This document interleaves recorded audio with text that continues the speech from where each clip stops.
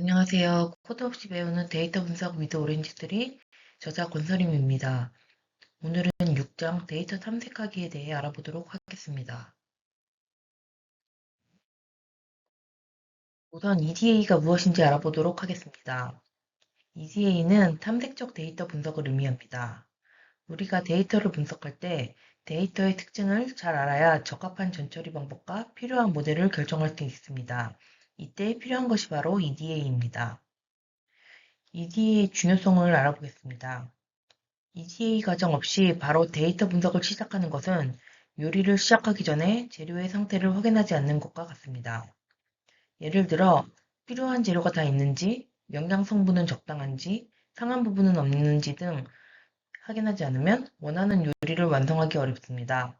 마찬가지로 원하는 데이터 분석 결과를 얻으려면 시작 전에 충분한 시간을 들여 EDA를 먼저 수행하는 것이 매우 중요합니다. 이번에는 EDA에서 하는 것들을 알아보도록 하겠습니다. 첫 번째로 데이터 통계 요약입니다. 데이터의 전반적인 특징을 파악하기 위해 여러 통계값을 통해 데이터를 요약하고 확인합니다. 두 번째로 이상치 확인입니다. 이상치는 다른 값들에 비해 너무 높거나 낮은 값이 있는 데이터로 실제 발생한 값일 수도 있고 잘못 입력된 값일 수도 있습니다. 예를 들어 평균 강수량이 10mm 정도인데 어느 날 폭우가 쏟아져서 200mm가 입력되었을 수도 있고 측정 장치의 오류로 비가 오지 않았는데도 200mm가 입력되었을 수도 있습니다. 그렇기 때문에 원인을 확인해야 합니다. 이런 이상치는 분석 결과를 왜곡시킬 수 있으므로 발견해서 삭제하거나 다른 값으로 대체해야 됩니다. 세 번째로 결측치 확인입니다. 결측치는 값이 입력되지 않은 경우를 의미합니다. 결측치가 있는 상태로 분석을 진행하면 계산 과정에서 오류가 발생하거나 분석 결과를 왜곡시킬 수 있습니다. 분석 전에 결측치 여부를 반드시 확인한 후 결측치가 있다면 다른 값들의 평균값으로 대체하거나 해당 관측치 자체를 삭제합니다. 단, 이때는 데이터의 양이나 특성을 고려해서 결정하는 것이 바람직합니다. 네 번째로는 시각화입니다. 막대 그래프, 히스토그램, 박스플롯, 산점도, 원그래프 등 다양한 시각화 방법을 사용하여 데이터의 분포나 관계 등을 직관적으로 파악하며 다양한 각도에서 데이터의 특징을 살펴볼 수 있다는 장점이 있습니다. 마지막으로 변수 간 관계 분석입니다. 데이터 분석에서는 각 변수, 즉 칼럼들의 관계가 분석 결과에 영향을 미칠 수 있기 때문에 이 관계성을 잘 파악하는 것이 중요합니다. 대표적인 예로 변수들 사이의 관계성을 파악하는 상관 분석이 있습니다. EDA가 중요한 이유에 대해 알아보도록 하겠습니다. 첫 번째로 정확한 분석을 위한 데이터 파악이 필요하기 때문입니다. 더 세부적으로 세 가지 정도가 있는데 우선 데이터의 기본 구조 및 변수 확인이 필요합니다. 몇 개의 관측치와 칼럼으로 구성되었는지, 칼럼 유형은 무엇인지 등 데이터의 기본 구조를 파악합니다. 그리고 각 칼럼들은 무엇을 의미하는지 데이터의 내용을 확인해야 합니다. 두 번째로 데이터 분포 확인입니다. 변수의 평균과 분산 등을 확인해 데이터가 어떤 형태로 분포되어 있는지 확인합니다. 그리고 기초 통계값으로 요약해 보거나 박스 플롯 등의 그래프를 이용해 시각적으로 확인해 봅니다. 세 번째로 변수 간의 관계 탐색입니다.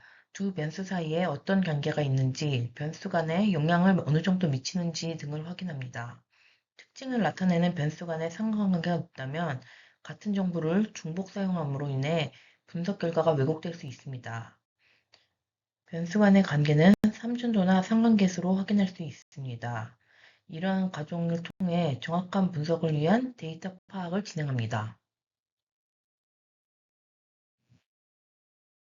EDA가 중요한 두 번째 이유는 분석의 방향성 결정을 위해서입니다. 우선 결측치 이상치를 처리해야 합니다. 결측치나 이상치 등 분석 결과를 왜곡할 수 있는 것은 해당 관측치를 삭제하거나 평균값 등으로 대체할 수 있습니다. 데이터의 특성에 맞춰 다양한 방법을 시도해 본 후 분석 결과가 가장 좋은 방법을 선택하는 것이 바람직합니다. 두 번째로 스케일링입니다. 스케일링은 범위가 서로 다른 변수들을 같은 범위로 조정하는 방법을 의미합니다. 예를 들어 데이터에 50kg부터 80kg의 범위의 몸무게와 160cm, 190cm까지 범위의 키 칼럼이 있는 경우 사람은 몸무게와 키의 숫자 범위가 다르다는 것을 바로 이해할 수 있지만 컴퓨터는 숫자의 크기로 데이터를 인식하기 때문에 값의 범위가 큰 키를 더 중요한 데이터로 판단할 가능성이 있습니다. 그러므로 모델의 특성에 따라 필요한 경우에는 스케일링을 통해 변수의 범위를 조절하는 것이 바람직합니다. 마지막으로 범주형 데이터 처리입니다. 텍스트 값으로 입력된 범주형 데이터는 컴퓨터가 이해하기 어려우므로 인코딩 등의 방식을 통해 숫자 값으로 변환해야 합니다. 예를 들어 성별 변수의 값이 남녀로 되어 있는 경우 0, 1과 같이 숫자 값으로 변환하는 것이 바람직합니다. 이렇게 EDA에서 먼저 데이터의 특성을 정확히 파악하고 분석 방향성을 확인하면 분석 과정에서 예상치 못한 문제가 발생할 가능성을 낮출 수 있습니다. 앞에서 EDA가 무엇인지 그리고 왜 중요한지까지 알아보았습니다. 이제는 실제로 오렌지3로 EDA를 해보는 방법을 알아보도록 하겠습니다. 앞에서 활용한 아이리스 데이터로 계속 EDA를 진행해 보도록 하겠습니다. 먼저 데이터셋 위젯으로 아이리스 데이터를 가져온 후 데이터 테이블 위젯을 연결해서 데이터가 잘 들어왔는지 확인합니다. 그리고 데이터를 탐색적으로 분석하기 위해서 각종 위젯을 연결해 다음과 같은 워크플로우를 완성합니다. 총 4개의 위젯을 연결하는데 먼저 데이터 인포 위젯, 그리고 피처 스태티스틱 위젯, 박스 플롯 위젯, 코릴레이션십 위젯입니다. 뒤에서 하나씩 살펴보도록 하겠습니다. 먼저 데이터 카테고리의 데이터 인포 위젯에 대해 알아보도록 하겠습니다. 데이터의 이름과 크기, 컬럼별 역할 현황 등 데이터의 기본적인 정보를 확인하는 위젯입니다. 데이터의 정확한 정보를 확인해야 데이터의 일부를 생략한 채로 분석 결과를 도출하는 등의 실수를 예방할 수 있습니다. 아래 데이터 인포 위젯 창을 보시면 데이터의 이름, 관측치의 크기, 피처, 타깃 등의 정보를 확인할 수 있습니다. 이번에는 데이터 카테고리의 피처 스태티스틱 위젯을 알아보도록 하겠습니다. 컬럼별 통계값을 확인하는 위젯으로 숫자형 컬럼에서는 분포, 평균값, 최빈값, 중앙값, 변동계수, 최소값, 최대값, 그리고 입력되지 않은 값의 비율을 나타내는 결측치 정보를 확인할 수 있습니다. 범주형 컬럼에서는 각 범주의 빈도를 나타내는 막대 그래프와 최빈값, 결측치 등을 확인할 수 있습니다. 아래 피처 스태틱스 위젯창을 보시면 가장 앞쪽에 N, C 이렇게 네모나게 표시되어 있는데 이것은 각 칼럼의 유형이 숫자형인지 범주형인지를 나타내는 의미입니다.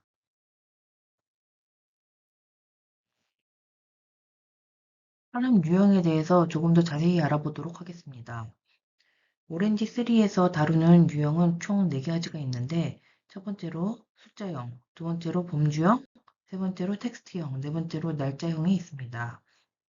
숫자형은 칼럼값이 숫자인 칼럼 유형을 의미하고 합계, 평균 등 연산이 가능합니다. 예를 들어 연령, 소득, 온도 등이 있습니다. 범주형은 칼럼값이 정해진 범주의 값인 칼럼 유형입니다. 예를 들어 성별이 남, 여, 상품 카테고리가 전자제품, 가구식품 등을 의미합니다. 주로 텍스트로 표현되며 숫자로 표현되어 있어도 연상 가능한 수치의 의미보다는 범주를 구분하는 식별자 역할을 합니다.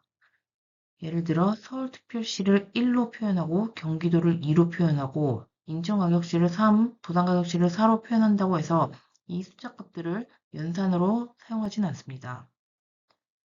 그리고 일반적으로 특정 기준에 해당할 경우 1, 해당하지 않을 경우 0으로 표현하는데 예를 들어 퇴사 여부 컬럼인 경우 퇴사한 경우 1, 퇴사하지 않은 경우를 0으로 표현하기도 합니다. 텍스트형은 컬럼값이 텍스트인 컬럼 유형으로 일반적으로 분석에 사용하지 않는 컬럼인 경우가 많습니다. 예를 들어 사용자 이름, 주소, 이메일 주소 등이 있습니다.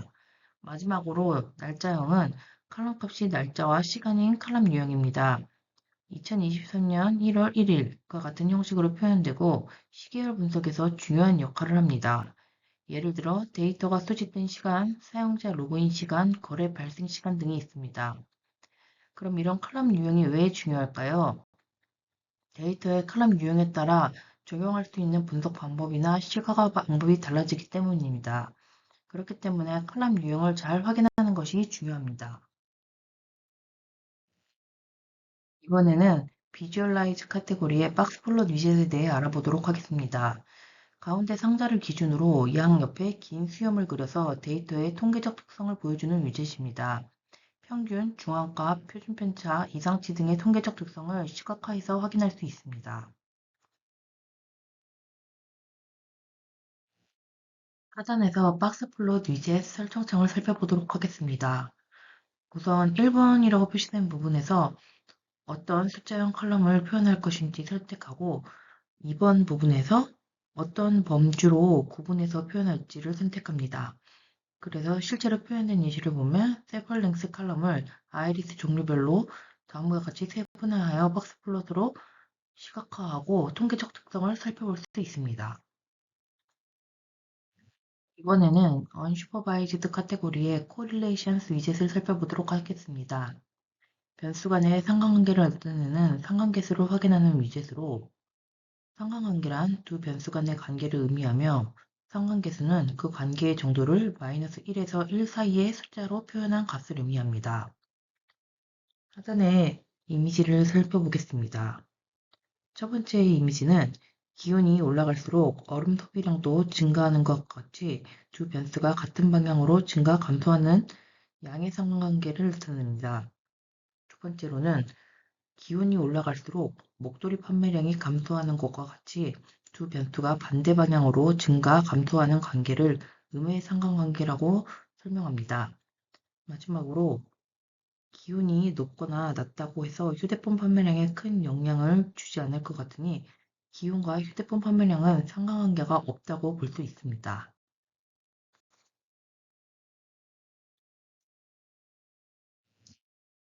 앞에서 선점도를 통해 상관관계를 추측해봤습니다.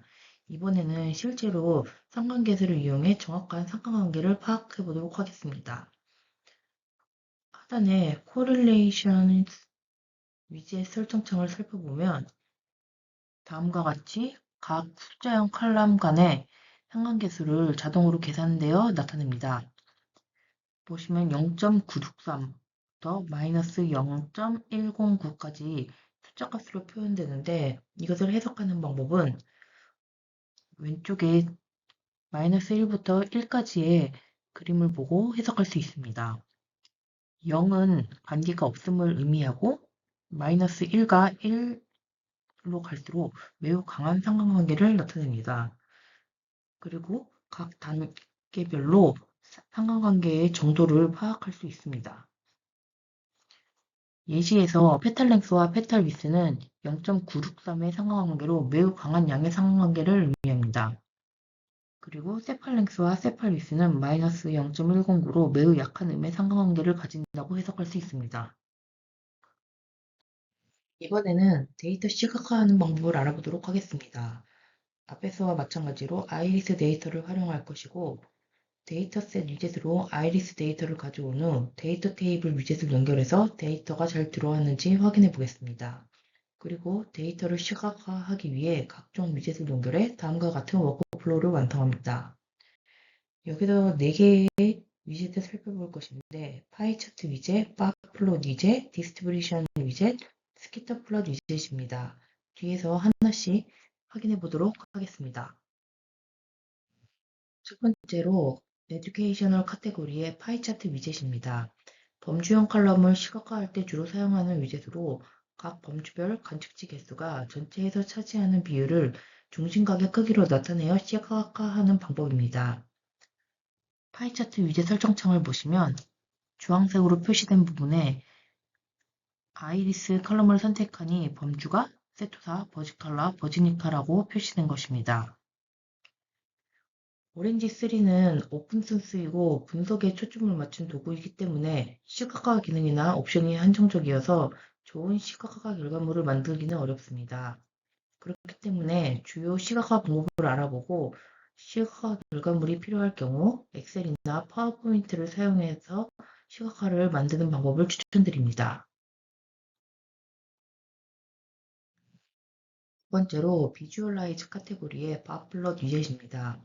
숫자형 칼럼의 값을 시각화할 때 사용하는 위젯으로 각 관측지의 값을 막대 길이로 표현하고 범주별로 색상을 설정하여 숫자형 칼럼의 전체적인 패턴을 확인할 수 있습니다. 하단의 바플럿 위젯 설정창을 보시면 첫 번째 values에 우리가 표현할 값을 선택하고 여기서는 세팔 랭스를 선택하였습니다. 그리고 하단의 컬러에서 아이리스를 선택하여 각 범주별로 색상을 다르게 표현할 수 있습니다. 세 번째로 비주얼라이즈 카테고리의 디스트리뷰션스 위젯을 살펴보도록 하겠습니다. 숫자형 칼럼의 분포를 시각화할 때 사용하는 위젯으로 각 관측지의 빈도를 막대 길이로 표현하고 범주별로 색상을 설정하여 숫자형 칼럼의 분포를 확인합니다. 아래 위젯 설정창을 살펴보면 1번에 세팔 랭스라고 된 부분에서 어떤 수치값을 표현할지 선택합니다. 그리고 하단에 2번 스플릿 바이에서 아이리스를 선택하면은 각 품종별로 나누어서 분포를 확인할 수 있습니다.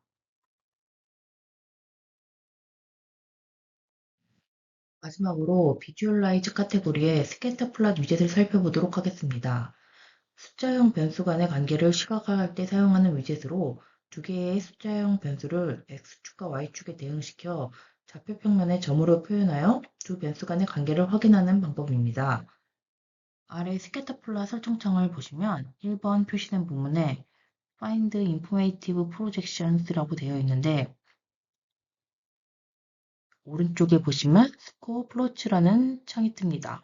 그리고 하단에 2번 스타트를 클릭하면 3번처럼 각 변수별로 가장 상관관계가 높은 순으로 표현을 해줍니다. 그래서 여러 칼럼을 직접 설정하면서 찾지 않아도 가장 관계가 뚜렷한 칼럼을 표현해 줍니다. 이렇게 해서 데이터 시각화까지 살펴보았습니다. 데이터 시각화에는 더 많은 위젯이 있기 때문에 직접 실습하면서 알아보는 것을 추천드립니다. 감사합니다.